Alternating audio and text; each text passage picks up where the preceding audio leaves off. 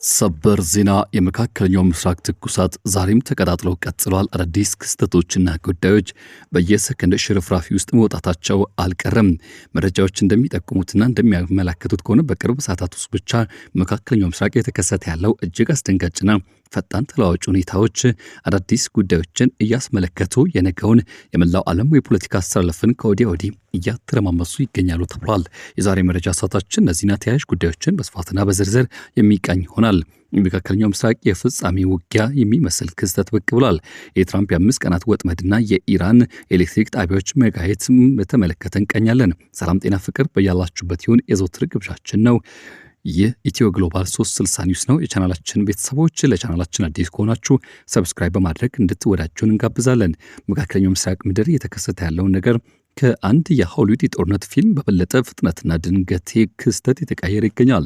በዓለም በከፍተኛ ስጋት ውስጥ እንድትሆን አድርጓታል። ጥቃቱን አቁሜያለሁ የሚሉ የሰላም ድምጾች፣ በሌላ በኩል ደግሞ ሰማዩን በጭስ የሸፈኑ ግዙፍ ፍንዳታዎች የታዩ ይገኛሉ። ፕሬዚዳንት ዶናልድ ትራምፕ ከኢራን ተነጋግረናል፣ ጥቃቱ ለ5 ቀናት አቁመናል ካሉ ከጥቂት ሰዓታት በኋላ ኦፕሬሽን ኤፒክ ፉሪ የተሰኘ መጠነ ሰፊ የአየር ድብደባ በኢራን ላይ ተከፍቷል። የጥቃት ትራምፕ ቃላቸውን የጠበቁበት ነው ወይስ ደግሞ ለኢራን የተዘጋጀ ስልታዊ ወጥመድ? የነዳጅ ዋጋ ስለምን በድንገት አሽቆለቆለ? የባህረ ሰላጤው ሀገራት ስለምን ፊታቸውን በኢራን ላይ ያዞሩ? የእነዚህ ሁሉ ጥያቄዎች ምላሽ የያዘ ሰፊ ዘገባ አዘጋጅተናል። እስከ መጨረሻው አብራችሁን ቆዩ። የትራምፕ የ5 ቀናት ግርግርና 48 ሰዓቱ ማስጠንቀቂያ ቀዳሚ ያደርገነዋል።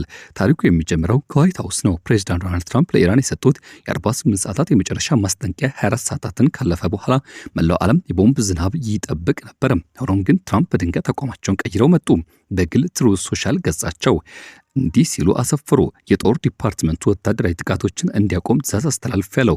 አሜሪካ በኢራን ላይ የምትፈጽመው ጥቃት ለ5 ቀናትም ይቆማል አሉ።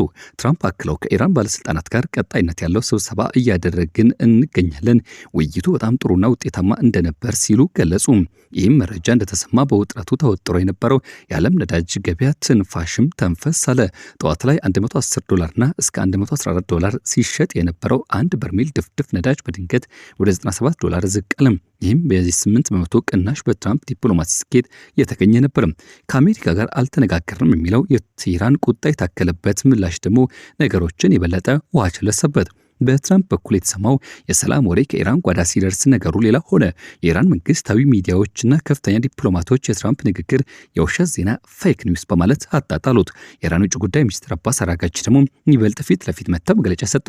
ከአሜሪካ ጋር የተጀመረ ድርድር የለም፣ አሁን ለመነጋገር ፍላጎት የለንም። ትራምፕ ጦርነቱን ሳያስቡበት ስለገቡ መውጫ ሲያጡ ሲጨንቃቸው 48 ሰዓታት ማስጠንቀቂያ ሰርዘናል፣ ከፍርሃት የተነሳ ነው እንጂ ለድርድር አልተቀመጥንም በማለት ትራምፕን ኮምሽሽ አደረጉ። የኢራን ፕሬስ ቲቪ በበኩሉ ደግሞ ትራምፕ ንግግር ግብዣውን ያነሱት በኢራን ወታደራዊ ጉልበት ተሸብረውና በምዕራባዊ ላይ ድረስ ያለውን የኢኮኖሚ ራስ ምታት ፈርተው ነው ሲል ዘገበ። ቴህራን የትራምፕን የ5 ቀናት ቀነ ገደብ የጥቃት እቅድ አካል መሆኑን በመጠርጠር ለማንኛውም መጣ በሉኝ በሚል ሙሉ ዝግጅት ላይ መሆኗን አስታውቃና ገልጻ ነበር። ይህም በፍርግርቁ የዓለም ፖለቲካ ሂደት ውስጥ የተሰማና የታየ ጉዳይ ሆኗል። ይህ እሳት እንደተጋጋለ በቀጠለበት በዚህ ጊዜ ደግሞ ወደ ኋላ መለስ ያለ ክስተት ተፈጠረ። ጦርነቱ ጅማሬው የጅማሮ ፊሽካ የተነፋበት እሱ ነው ጦርነቱን እንጀምረው ያለኝ ሲሉ ተደመጡ። ትራምፕ ጣታቸውን ወደ ሀገሪቱ መከላከያ ሚኒስትር ቀሰሩ። በዋሽንግተን የውስጥ መስመር ደግሞ ሌላ የሚገርም ወሬ እንዲሰማ ምክንያት ሆነ። የፕሬዝዳንት ትራምፕ ለጦርነት መጀመር ራሳቸውን ነፃ ለማውጣት እየሞከሩ እንደሆነም የታየበት። የትራምፕ ለኢራን ጦርነት የአሜሪካ መከላከያ ቢሮ ኃላፊው ፔት ሃግስትን ተጠያቂ ያደረጉ። ፔት ጦርነቱን መደገፍ ያነጋገረኝ የመጀመሪያው ሰው እሱ ነው፣ እሱ ጦርነቱን እንጀምረው ያለኝ ሲሉ ወነጀሉ።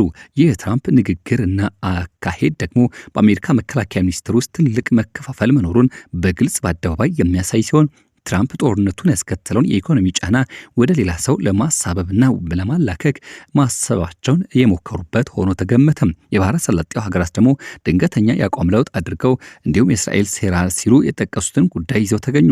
ይህ በእንዲህ እንዳለ ቀደም ሲል በኢራን ላይ የሚሰነዘረው ወታደራዊ እርምጃ ሲቃወሙ የነበሩት የባህረ ሰላጤው ሀገራት በተለይም ሳውዲ አረቢያ፣ የተባበሩት አረብ ኤሚሬትስ፣ ኳታርና ባህሬን አቋማቸውን በድንገት ቀየሩ። ለምን ቢባል እስራኤል ጥቃት ፈጽማለች የተባለው ስውር ሴራ ነው። የወጡ መረጃዎች እንደሚጠቁሙት ከሆነ እስራኤል ከኢራን የተተኮሱ ማስመሰል በዋነኛነት በአረብ ሀገራት ላይ ጥቃት ስትፈጽም ነበር። ይህን ተከትሎ አረብ ሀገራቱ በኢራን ላይ የነበራቸውን ዲፕሎማሲያዊ አካሄድ ወደ ወታደራዊ ድጋፍ ቀይረውታል። የቴህራን የሚያሳየውና የድሮን ማምረቻ እንዲወድም ፍላጎት አሳይቷል። ኢራን በበኩሏ 20% የሚሆነው የዓለም ዘይትና ፈሳሽ ተፈጥሮ ጋዝ መተላለፊያ የሆነው ሆርሙዝ ወሽመጥን ዘግታለች። ይህ እርምጃ ዓለም አቀፍ የኢኮኖሚ ቀውስ ሊያስከትል እንደሚችል ቢታወቅም ቴህራን ግን እስከ መጨረሻው እንዋጋለን የሚል አቋም ይዛለች። ኦፕሬሽን ፒክ ፉሪ የ5 ቀናቱ የሰላም ቃል ታጥፏል። ዓለም በትራምፕ የ5 ቀናት የሰላም ቃል ተኝታ ሳለ ማለዳውን ድንገት መርዶ ተሰማ። ይህ መርዶ ምን ይሆን ካላቸው ትራምፕ ቃላቸውን የሚያጠፉበት ነው። አሜሪካና እስራኤል ጥምር ጦር ኦፕሬሽናል ፒክ ፉሪ የሚለው ስያሜ በኢራን መጠነ ሰፊ ጥቃት ሰነዘረ። ጥቃቱ ያነጣጠረው ደግሞ በኢራን ቁልፍ የኃይል ማመንጫዎችና የኤነርጂ ተቋማት ላይ መሆኑ ተገለጸ። በተለይም በኢስፋሃንና በኮምራሻሃር በሚገኙ የኢንዱስትሪ ማዕከላት ላይ ከፍተኛ የተባለ ውድመት እንዲደርስ አደረገም። ትራምፕ የቦምብ ጥቃቱ ለ5 ቀናት አዘግይቻለሁ ቢሉም ሴማፎር የዘገበው ግን ይህ 5 ቀናት ዕድሜ የተሰጠው ለኤነርጂ ጣቢያዎች ጥቃት ብቻ እንደነበር ይገልጻል። አሜሪካ በሌሎች ወታደራዊ ኢላማዎች ላይ የምታደርገው ጥቃት ግን ለአንድ አፍታም ቢሆን አልቆመም፣ አልተገታም። ይህም ወደፊት የሚቀጥል ስለመሆኑ ክስተቶችና እንዲሁም ተያያዥ ጉዳዮች ማሳያ ናቸው ይባላል። ወዴት እየሄድን ነው የሚያስብሉ ክስተቶች ከዚህ መነሻነት መነሳታቸው አልቀረም። እስካሁን ባለው መረጃ በዚህ ጦርነት ከ2000 በላይ ሰዎች ሕይወታቸውን አጥተዋል። የነዳጅ ዋጋ ላፍታ ቢቀንስም ተመልሶ ግን ማሻቀቡ ተገልጿል። የጥቃቱ መቀጠል ከተሰማ በኋላ እንደገና መናሩም ሌላ ትኩሳት ነው። ትራምፕ ኢራን አንድ እድል አላት ቢሉም ያ እድል ምን እንደሆነ ግን በግልጽ አልተናገሩም። ኢራን ደግሞ በስነ ልቦና ጦርነት የሆርሙዝ ባህር በር ማስከፈት አይቻልም በማለት በጦርነት ዝግጁነት እያሳየች እንደምትገኝ አረጋገጠች። ዓለም አሁን በከፍተኛ ስጋት ውስጥ ትገኛለች። የ5 ቀን የሰላም ወጥመድ ካለቀ በኋላ ምን ይከሰት ይሆን? ኢራን ለአዲሱ ጥቃት ምን አይነት ፈጣን ምላሽ ትሰጥ ይሆን? የሩሲያና የቻይና ሚናስ እዚህ ጋር በምን አይነት መልኩ ይገለጥ ይሆን የሚለው ተጠባቂ ሆኖ እንዲቀጥል አድርጓል። ታዲያ በዚህ ሁሉ ክስተት ውስጥ ታዲያ ከፍተኛ የጥቃቱ ሰለባ የሚሆኑት በዝሆኖቹ እርግጫ መሬቱ ነው እንደሚባለው ሁሉ የማደግ ጉዞ ላይ የሚገኙ ሀገራት የህልውና ጥያቄ ይጋረጥባቸዋል። ሰብአዊ ቀውስም በዚሁ ልክ እንዲሰፋና እንዲደራጅ ብሎም ተጠናክሮ እንዲቀጥል ያስገድዳል ሲሉ ስጋታቸውን የሚገልጹ ሀሳባቸውን የሚያጋሩ እንዲበረከቱ አድርጓል። ውድ ቤተሰቦቻችን ይህና መሰል አዳዲስ መረጃዎች እንዲደርሱ ቻናላችንን ወዲያው ሰብስክራይብ ያድርጉ። ሌሎችም እንዲያጋሩትና እንዲመለከቱት ሼር በማድረግ እንዲሁም ከወደዱትም የላይክ ምልክቷን በመጫን ወዳጅነትዎን ያሳዩን። ለቻናላችን አዲስ ሆናችሁ ሰብስክራይብ ያድርጉ። የዛሬ መረጃችን እዚህ ጋር ተንቋጭ። ሌላ መረጃ በድጋሚ ተመልሰን እንደምንገናኝ በመግለጽና በመጠቆም ጭምር ነው። ይህ ኢትዮ ግሎባል 360 ኒውስ ነው። መልካም ጊዜ በያላችሁበት ተመኘን።